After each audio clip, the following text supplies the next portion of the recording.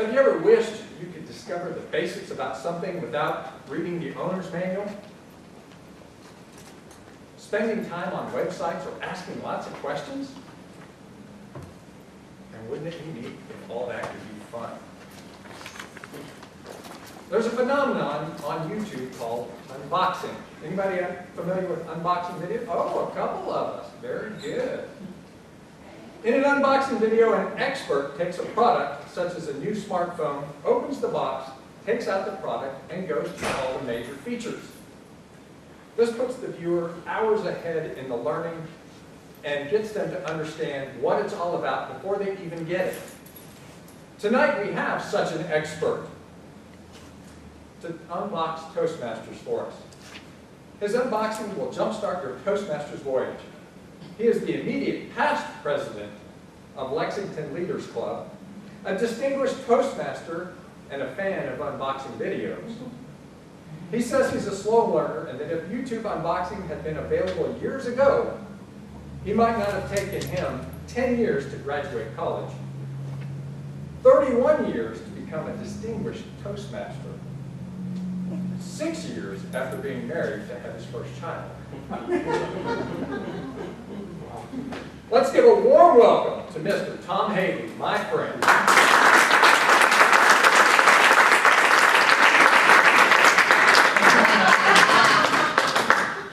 Thank you, Captain Dan. Fantastic. You know, people have varying ideas about what Toastmasters is about. Just think for a moment, what do you think Toastmasters is about? If you think Toastmasters learn to propose toasts, you're right. If you think Toastmasters learn to overcome stage fright, you're right. If you think Toastmasters learn more advanced presentation skills, you're right. If you think Toastmasters learn leadership skills, you are right. And if you think Toastmasters learn better conversation skills, you are what? Right. That's right. You are right. I joined Toastmasters when I was 30 years old to keep my job. I had refused to introduce a speaker at a conference. In fact, I had told my boss that I would quit my job before I would get up in front of that room. And he told me, okay. Okay, I'll introduce the speaker this time, but you need to work on your problem. So I joined Toastmasters because I seriously needed to overcome career-stopping, debilitating, sick at my stomach stage fright.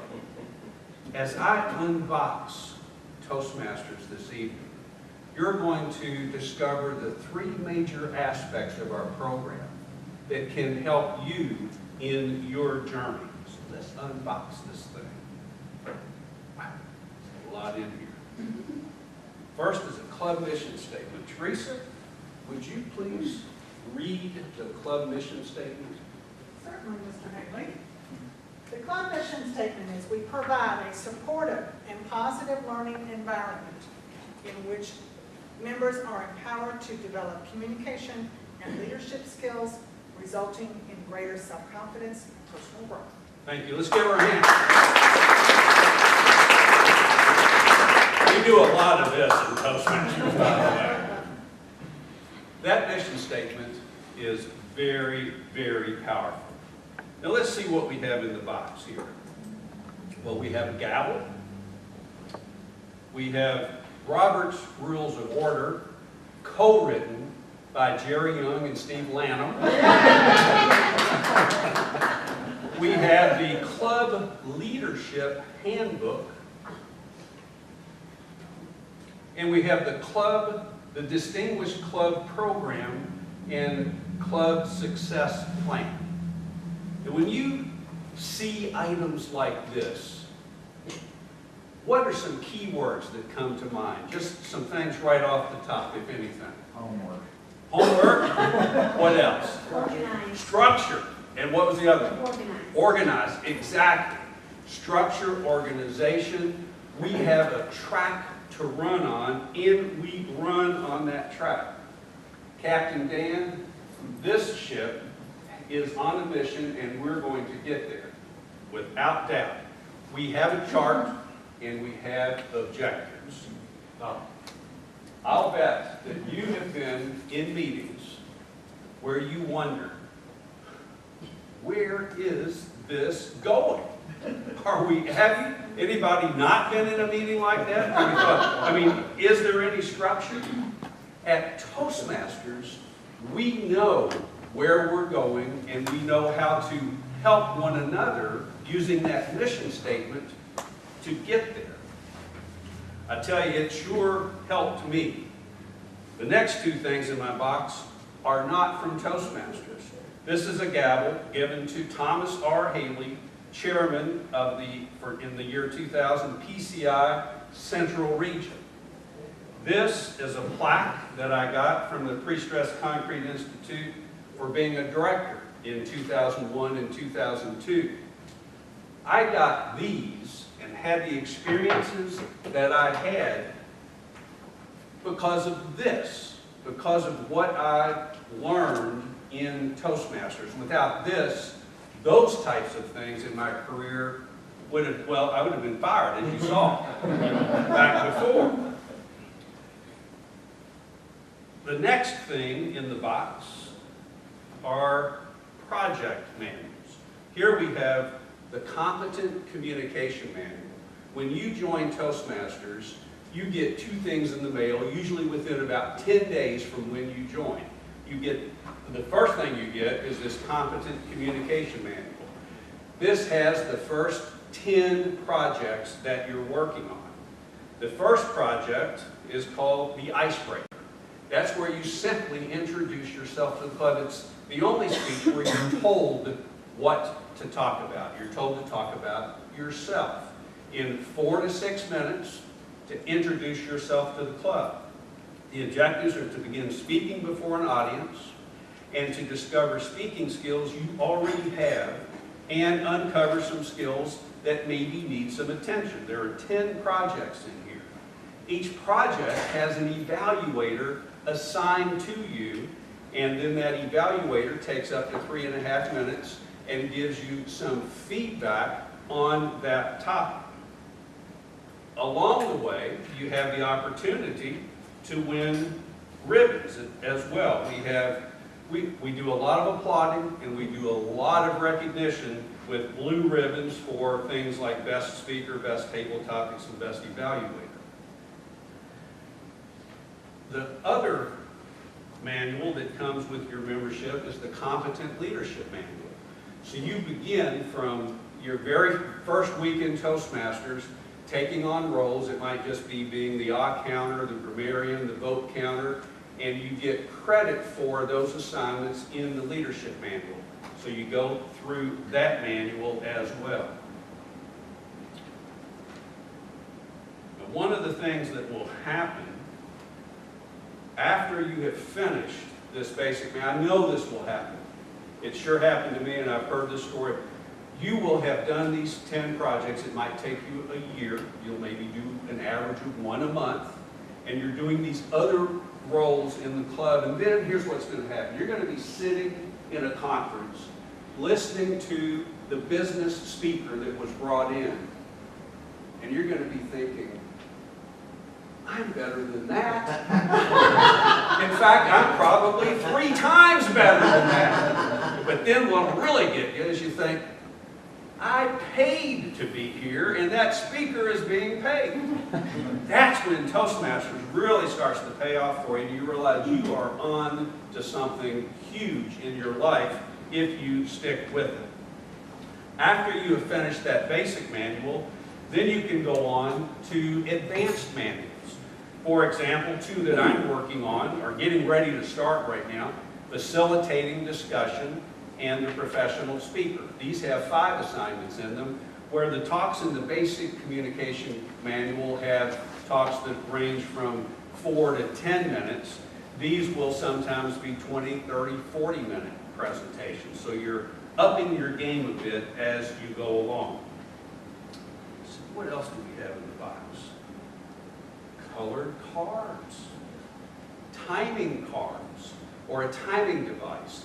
We use cards or lights in our meeting and a stopwatch, and we time what we're doing.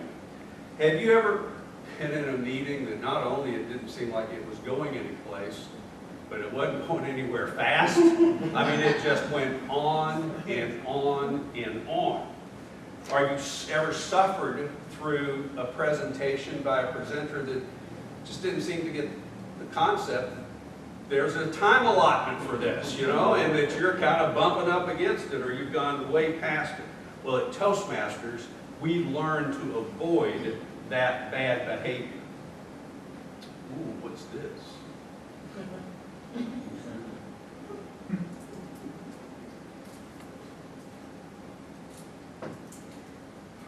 What is that? What? What'd you say it is? What'd you say? What is it? That's the bell. When we have a regular Toastmasters meeting, during all of the meeting except the formal speeches, we learn to avoid saying what? That's right, because our counter sits there and rings that bell. And what this is going to do for you, you're going to gain a whole new source of entertainment. You are, seriously. You're going to be watching politicians on TV, and you're going to reach for a pen and a pad. You're going to start making little tick marks and keeping track.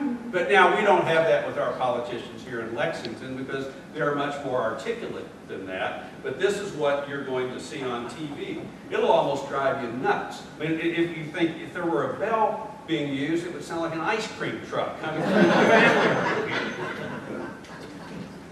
See, what else do we have? We have ballots. We have ballots ranging from the ones that we use in a regular club meeting where we just vote on who we feel, who we think gave the best presentation. Oh, and also there are little evaluation forms on there where we can make a note and pass a word of encouragement or a bit of advice on to one of the participants.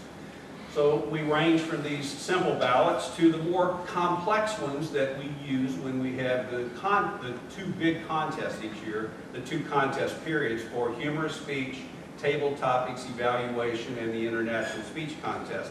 Then we get down in the weeds a little bit more, and we have a point system and take that just a little bit more seriously. What else do we have here? Oh, table topics. We have a portion in our meeting where we practice impromptu speaking called table topics.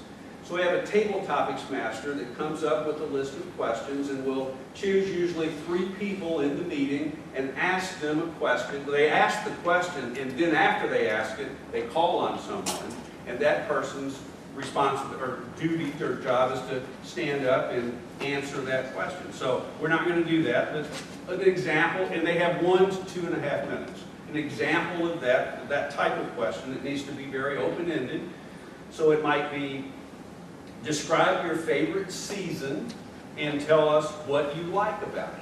Not a track question, not one where you've got to have a PhD in that topic, but something where you just have some experience, something that you can actually stand up and speak about. It's not to embarrass anybody. What's this? Oh, we have a part of our program called the Word for the Day. So we have a word master who comes up with the word, prints it out like this, and then tapes that word on the front of the lectern and tells us what that word means. So for example, the word might be, our word tonight is hyperbole. It's a noun. It means deliberate and obvious exaggeration used for effect, as in the very best Toastmaster I have ever seen is Captain Dan Matthews. Now that's not a hyperbole, that's true. It might be, I could eat 1 million of these pieces of cake. That could be a hyperbole.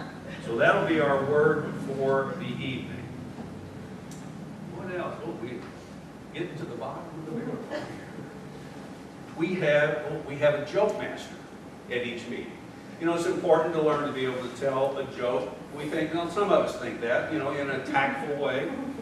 So here, a book I carry with me, the 901 Best Jokes There Ever Was, with the folks from Hee Haw on it. So, for example, I'm really going to step out here, Dan. I'm going to tell a joke while I'm losing my voice. Patient. Doc, I know it's crazy and silly, but I keep tending to feel that people ignore me. Psychiatrist. Next. Think about it. We also have a grammarian for each meeting. Here's my old high school grammar book. So we have someone who is assigned to listen to the meeting, listen to everything said, and then make a report during the grammarian report time on any grammatical errors, sentence structure, those types of things that they see that could be improved.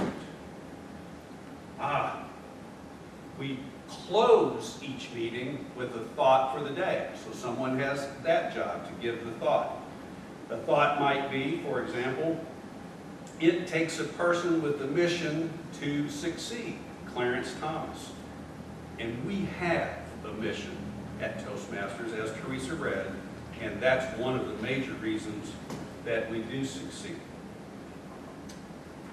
Next, general evaluation checklist. Each meeting has a general evaluator, that's a role, and that person has a staff that works for them.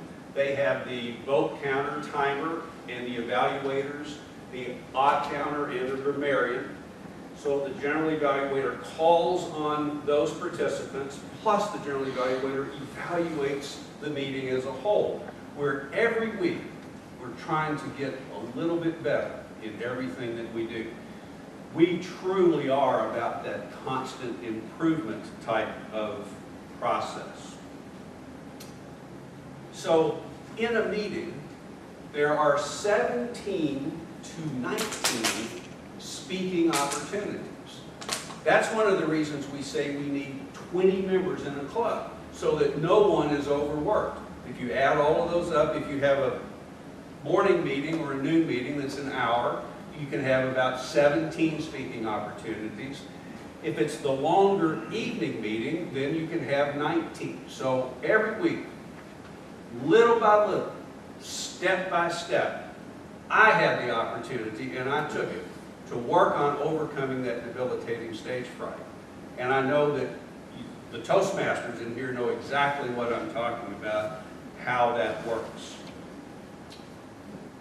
Let's see what we have here. We have an invitation from Cynthia this past July 9th to the Division Bowling Bash.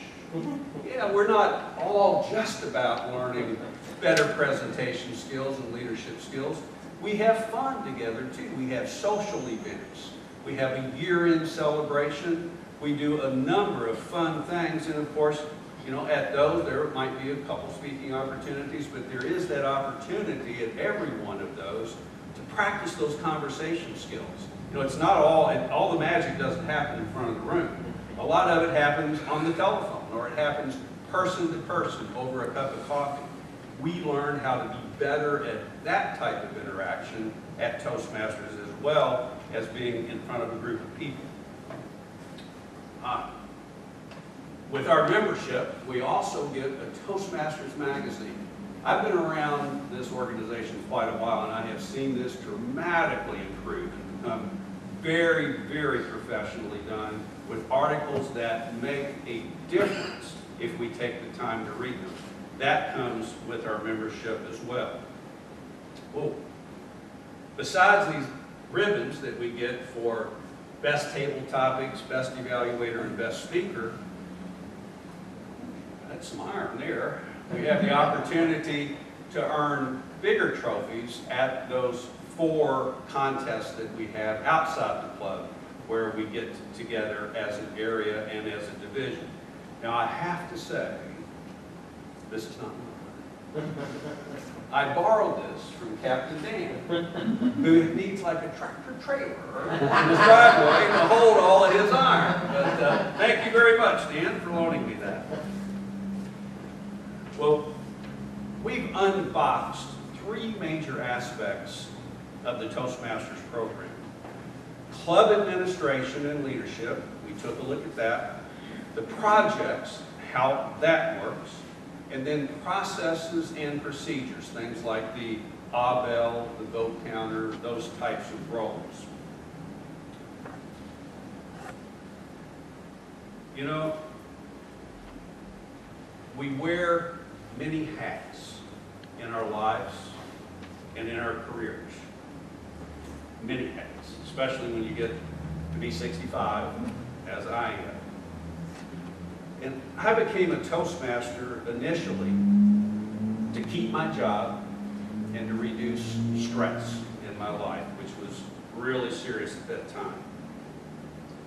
But as the years have gone by, I have gotten so much more out of this organization. Among those are many friends that I've known for a long time and the sense of community that we develop. When you're in Toastmasters, you can travel the world and plug in to a community. There are 14,650 Toastmasters clubs in 126 countries. And I promise you, you can walk into any one of those meetings that you can easily locate on the Toastmasters website. You're immediately going to have a bond with like-minded people in any state in the United States and in any one of those 126 countries. And you can get more Facebook friends. I mean, we all need that. My fellow Toastmasters, I want to thank you for your friendship and what you have meant to me over all of these years of my involvement. And to our guests, I hope that you will seriously consider becoming a Toastmaster, at least checking out some of our clubs. We have information on the tables around here. And seriously consider making one of the hats that you wear that Toastmasters have. Captain Dan.